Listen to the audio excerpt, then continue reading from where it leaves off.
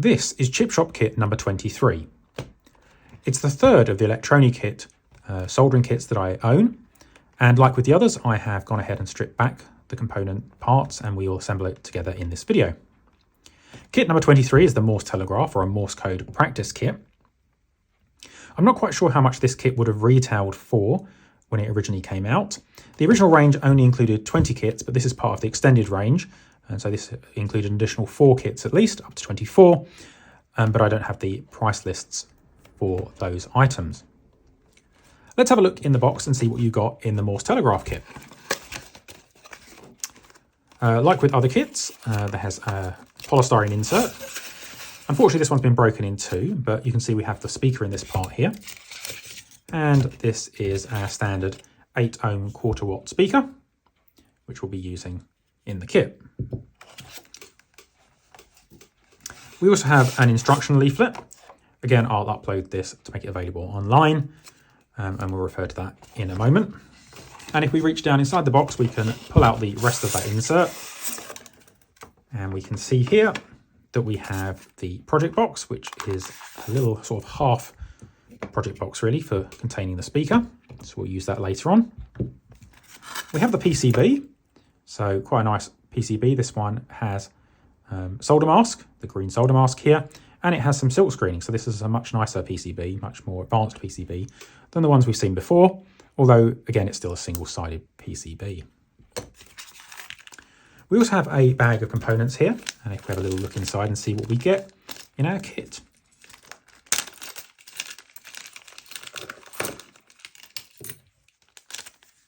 Okay, so first up, we have a 9-volt battery clip. So just like the other projects, this is a 9-volt kit. Have some pieces of wire. We have the Morse key itself, and some associated hardware, so we can bolt it down, and also to provide the contact with a second screw. Have a couple of transistors here, a couple of resistors, 2 ceramic capacitors, 1 electrolytic capacitor, and an LED. So let's just move these to the side so we can do our soldering in the middle. And let's consult our instruction leaflet and see what we're going to be doing. So this particular kit comes with 2 sheets of paper. You can see here. One is double-sided, the second is not.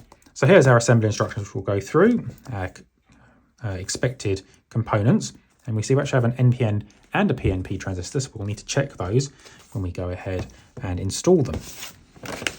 The back of the page lists the 24 kits now in this new extended range. So information on how to get some more information if you'd like, and some basic soldering instructions, which we've seen before. The second sheet contains the PCB layout, including where the components go, the schematic diagram as normal, and the Morse code chart, so we know how to do Morse code once we build our kit. Okay, so although the kits come with some wire, if we look on the box here, it indicates that it would have come with some yellow wire, and I'd like to get some new wire for the kit, so I've got some new yellow wire here so we can give our speaker a little distance from our key coding part. So I'll use that probably instead of the wire that came with the original kit. Okay, so let's follow our instructions here. First up, it says we should check our components against the list to make sure we can identify each component. We should insert our 2 resistors in the correct holes on the printed circuit board and solder them into place, snipping off the excess leads. So in this case, we have 2 100k resistors, and the PCB, as I say, is printed with that information. And we can see again 200k resistors here. So fortunately, as long as these are both 100k, we don't need to check them individually. Make sure we're getting them the right way around. But these are the same resistors, so this looks promising. While I've been talking, as usual, my soldering iron has been heating up. So we can go ahead and we can measure these to the board, and going to use my tweezers here just to try and make this kind of neat, because these will be going in, hopefully, for the last time. Okay.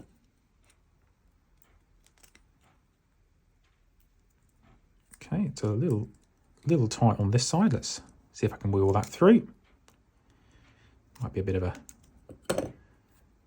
a bend or a bit of a kink or similar. Maybe even a bit of excess solder on that leg, but we'll see if we can wiggle that through. There we go. Perfect. As usual, I'm going to use some blue tack to hold these in place. So let's just put one on each of these resistors.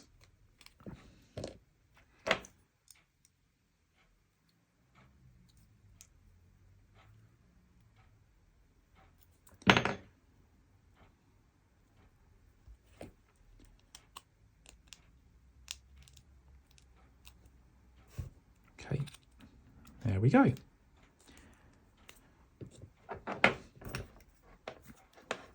So plenty of excess lead there that we'll be able to snip off when we finalise the installation here. Let's just pre-tin the iron. Okay.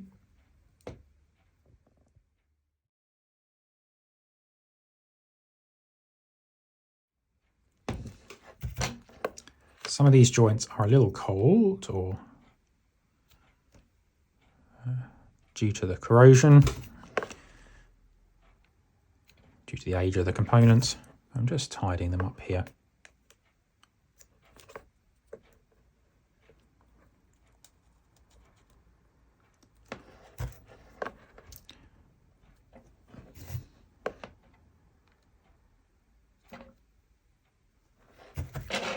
Okay. So I'm reasonably happy with those. So we can just check underneath our blue tack here, make sure everything looks okay. Looks good to me. We can snip off our excess leads.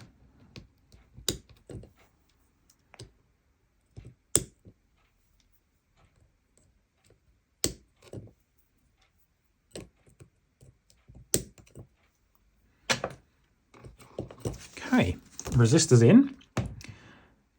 Note which direction the electrolytic capacitor is placed, fit into position, and check that the lead nearest the negative side is fit to the hole marked negative on the diagram, then solder into place. So again, we can look at our diagram. Negative goes on the left, and again, print on the PCB negative to the left. We look at our capacitor. We have a negative arrow here, so that needs to go to the left here. Interesting that we're doing the electrolytic capacitor next, because it's kind of a tall component. But nonetheless, we will follow these directions.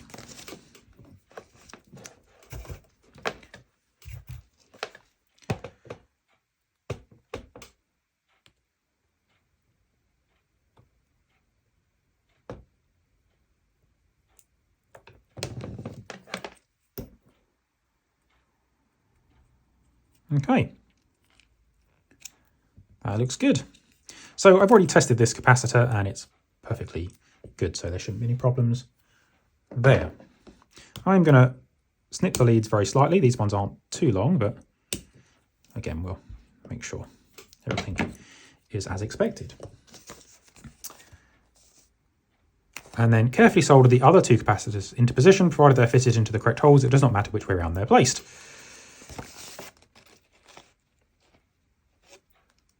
So we have our 103 and a 503 capacitor, and these are our little ceramics here.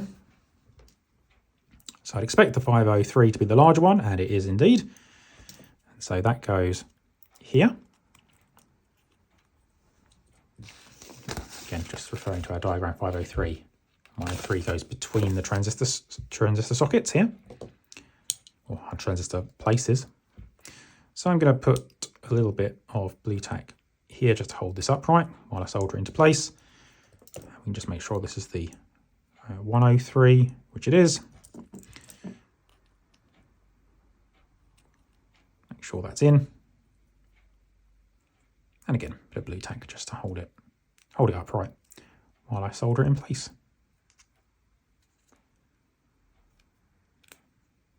Okay. So as you can see here, actually, like there was very poor soldering on some of these components, which is why originally it didn't work. It's part of the reason I chose to strip this down, all of them down, in fact, as part of this series.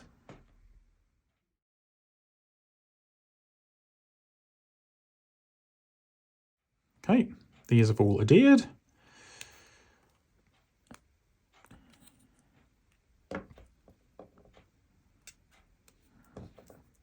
Could wiggle this capacitor slightly to the right. I might do that here, just to see it as flat as possible. There we go. Okay, good. Again, some very slight leg trimming, nothing significant here. Okay, good. Solder the LED into place with the long lead and the hole marked L on the diagram. Now, obviously, we don't necessarily have a long lead anymore, so I'm going to have to look very carefully at this. And as I've explained before in some of these videos, the flat side of the LED here, that indicates, that's the flat side there, in fact, actually. The flat side there indicates that we are negative. So hopefully that's coming through for you. Also, the anvil tends to be on the negative side. So in this case, actually, the lead that's slightly longer is, in fact, the positive side, which is interesting. So we'll keep an eye on that ourselves. And we need to solder it with the long lead in the hole marked L on the diagram. And if we look here, actually nothing's marked L, which is interesting, but we have the positive and negative marked. So negative to the left, just like with the capacitor. And the negative is the flat side, as I say, has the anvil on the inside, which is probably quite hard for you to see, but maybe you can just make that out there. So that's the negative side with the longer lead, and that means that goes around this way. I'm just going to wiggle that in.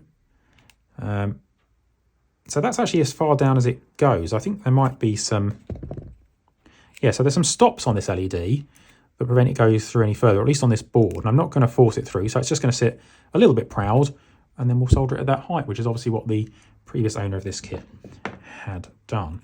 But before we solder it, just one more check. Flat side is our negative. Okay, so I actually see the L now here. This is the positive that it was referring to in the diagram. So solder the long lead with to the L. Now the long lead would indeed normally be the positive lead. Okay.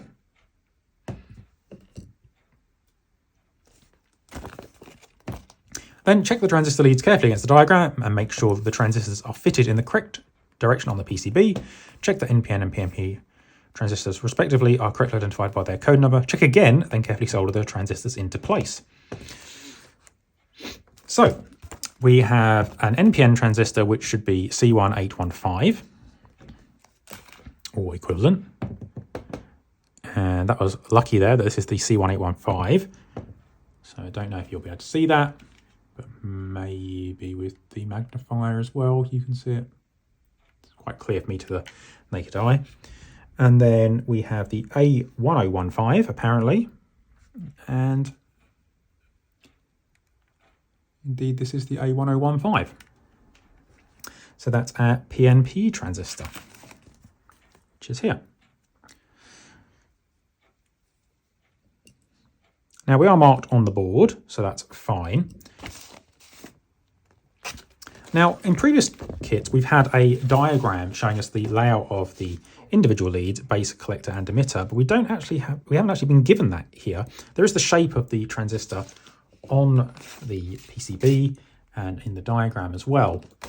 But just for good measure, we can do what we've done in previous videos, and we can pop this in our transistor tester here.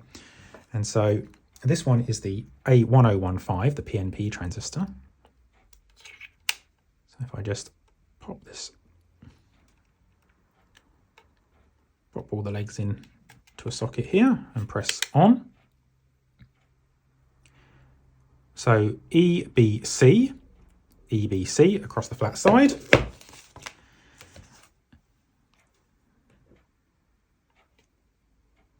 And that's interesting because if we look here, we're actually getting ECB. So that's an interesting potential issue.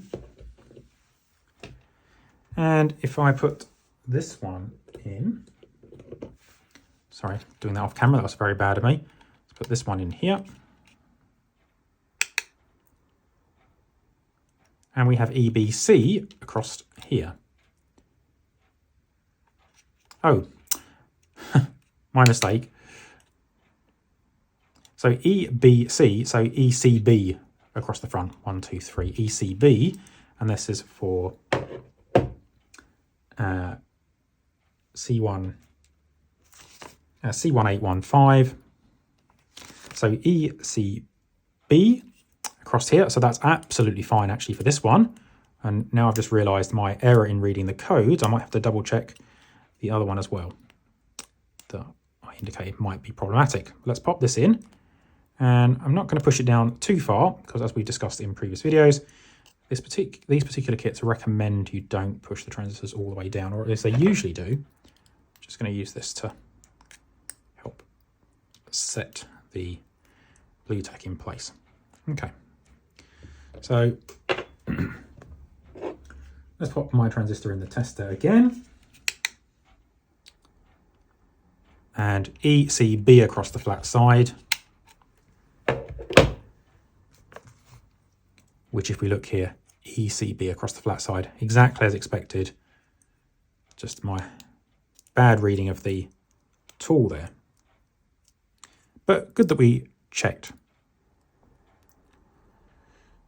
Okay, so just sliding this one in as well. And again, we'll use a little bit of blue tack to hold it in place. Those into place. Again, you can see these were barely connected, if connected at all. Very, very dry joints. So I've done one leg on each. I chose to do the shortest leg on this one just because there's not a lot of wiggle room for us. But that allows me to remove the blue tack and make sure the transistors are, you know, reasonably neat and tidy, which they are. So we can go ahead and finish soldering those legs. Okay, and so that's all of those in. Just gonna, again, trim the leads very slightly. And there we have it. So that's actually the last of our actual components here. So then it says, solder the two speaker wires into place on the PCB, terminals marked SP, and solder the other ends to the tags on the speaker, one to each tag. So as I said, I've got some extra wire here. I chose to go with yellow like on the box. And I gave myself a little bit more wire. So as usual, I'm going to use my automatic wire stripper. There we go. Let's just do the other ends as well.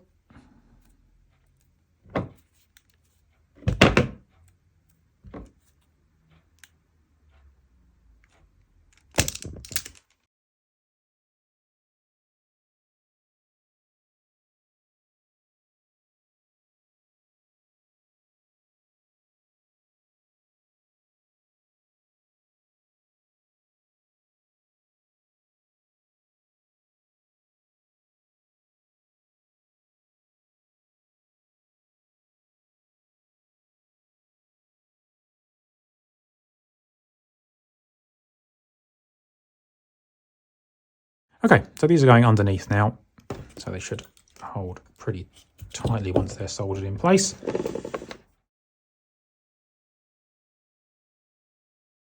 Nice and solid. So let's snip off the excess as usual. Now the other end goes into the speaker terminals here, so let's go through from the front, from the component side.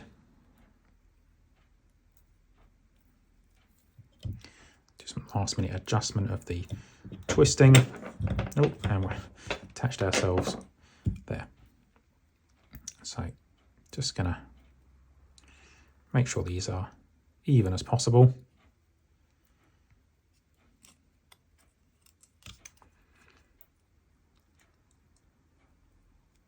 and then just wiggle them through.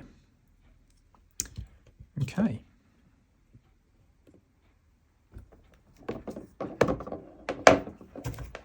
Again, this is another case where you can see, hopefully, the speaker connection here. Entirely copper coloured, no solder properly adhered to this previously.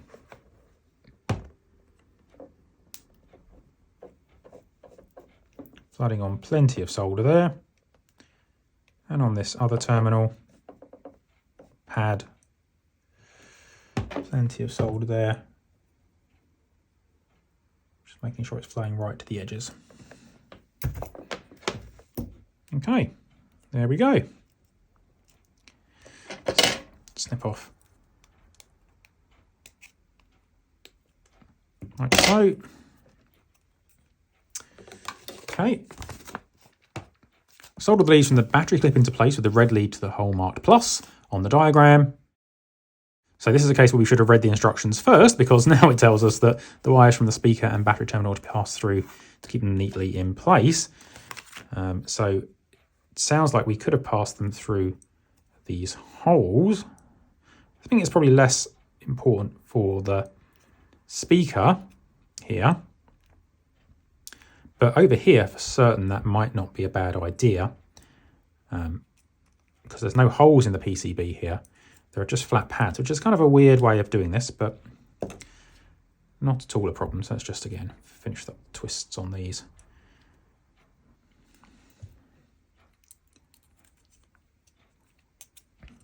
And then make sure that the red one goes to the plus pad. Let's see how we can...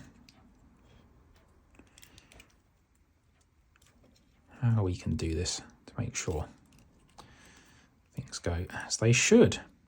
So just gonna bend these out sideways like so. I think they're a little bit excessively long, not much. I'm just gonna trim off the ends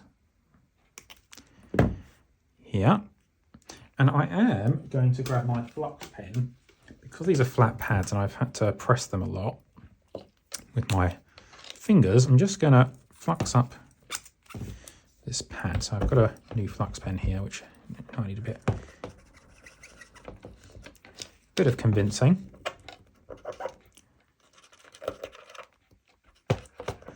Not giving out tons of fluid. It's a brand new pen. Maybe it's just not running through very well just yet. Okay.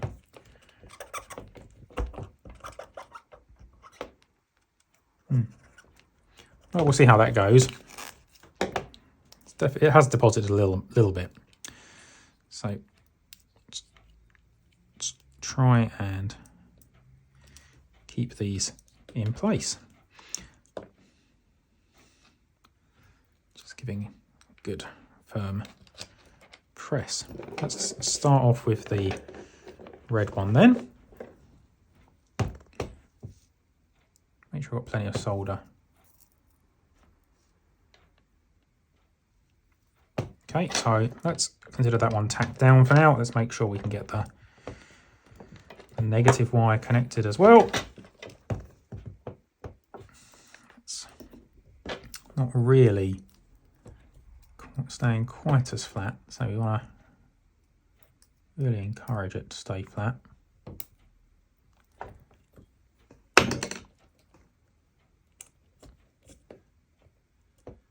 Okay, so that looks a bit better. I just need to twist it in the right direction. Okay, it's a bit better. Not perfect actually, but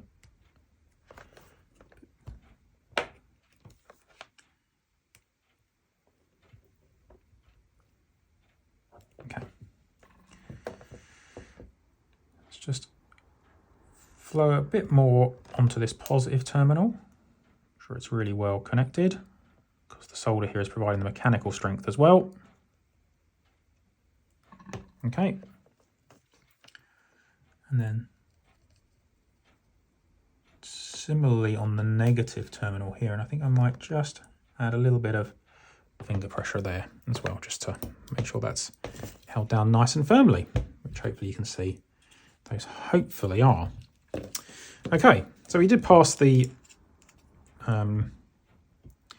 battery clip through the hole. We didn't do so with the wire here, but maybe we didn't need to because we actually used the holes in the PCB. So check the position of the key switch, screw one of the bolts into the board and secure with a nut on the coppered side. Use the other bolt to secure the key switch in position. Lightly solder the nuts to the copper tracks to make good connections and secure the nuts. Okay, so the key switch goes round this way. It is actually just a switch, so it doesn't really matter, but we can follow the diagram. The fixed bolt goes at the end with the capacitor, the electrolytic capacitor. So that means we need to put a contact bolt on this end. So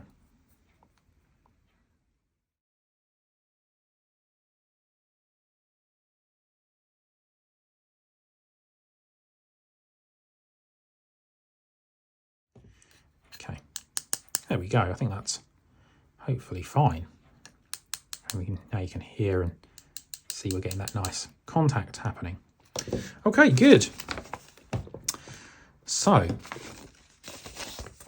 we'll leave that soldering of those nuts into place for a bit later. Then it says attach a 9-volt battery to the battery clip.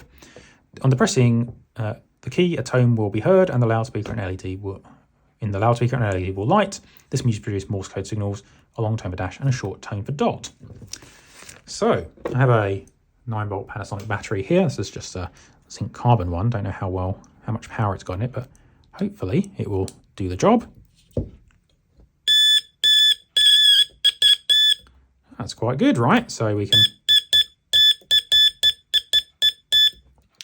dip, dip, dash, dash away. So we have the project box here, and the speaker should just clip into place. This one doesn't really clip so much as sort of just sit in place. So that's a little bit disappointing. Might need to find some kind of fixing mechanism for that. But it does indeed come with that cover, I suppose. So yeah, we can see the LED is indeed lighting, so we got that round the right way.